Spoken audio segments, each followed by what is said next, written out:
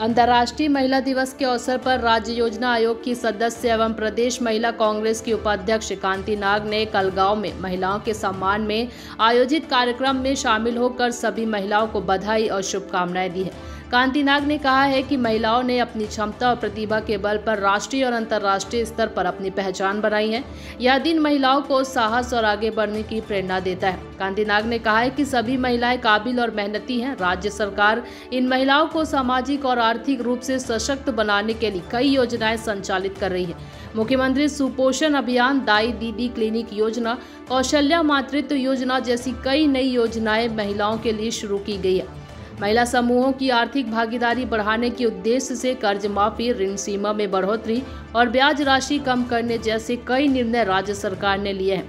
नाग ने कहा है कि हमारी बहन बेटियों में आगे बढ़ने की पूरी क्षमता है। उन्होंने आह्वान किया है कि बेटों के समान बेटियों को भी आगे पढ़ने बढ़ने के सभी अवसर उपलब्ध कराएं, तभी हम एक मजबूत और विकसित समाज की कल्पना को साकार कर पाएंगे।